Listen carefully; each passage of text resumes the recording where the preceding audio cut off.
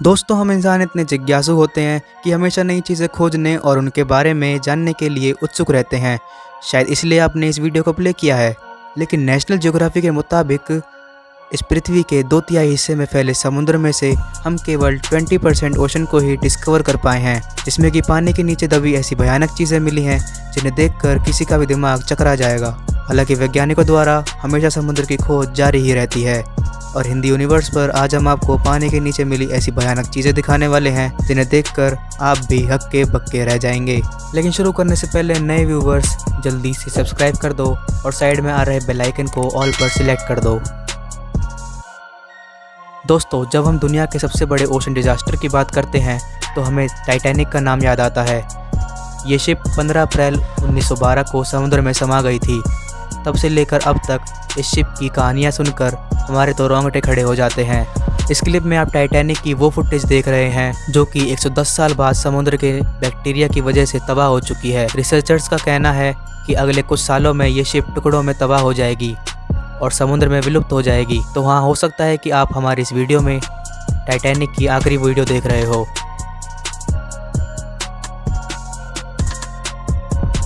साथियों, इस क्लिप को देखिए। ये एक इजिप्शियन शहर है जो कि नाइल के कैनोपिक माउथ के आगे बसा था, लेकिन लगभग 1200 साल पहले ये शहर तबाह हो गया। लेकिन वैज्ञानिकों ने हाल ही में इसे समुद्र के नीचे डिस्कवर किया है। पानी की सतह से 150 फीट नीचे इस शहर में वैज्ञानिकों को सोने के सिक्के, 16 फीट लंबे स्टैचूज और मिट्टी और लोहे के बने बर्तन भी मिले हैं। कहा जाता है कि इस जगह पर कई बार बाढ़ आने की वजह से इसकी सतह पानी से पिघलती हुई चली गई और आखिरकार पूरा शहर पानी में डूब गया। अगर आप विज्ञान में यकीन करते हैं तो आपने अपोलो 11 स्पेस फ्लाइट के बारे में सुना ही होगा। जी हाँ, ये वही स्पेस फ्लाइट है जिसने कमांडर नील आर्मस्ट्रॉन्ग को पहली बार चांद पर पहुंचाया था।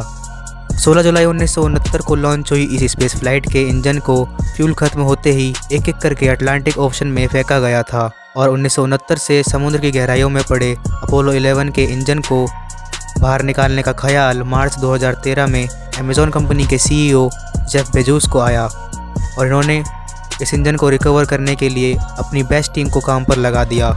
आखिरकार 44 साल पुराने इस इंजन को रिकवर कर लिया गया।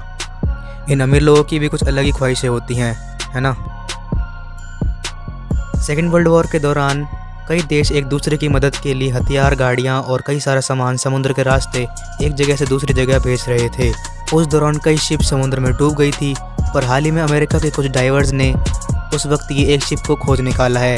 इस शिप में कई सारे गाड़ियाँ, मोटरसाइकिल और वाहन के पार्ट्स मिले हैं जो उस समय की ऑटोमोबाइल इंडस्ट्रीज़ की याद दिलाते हैं।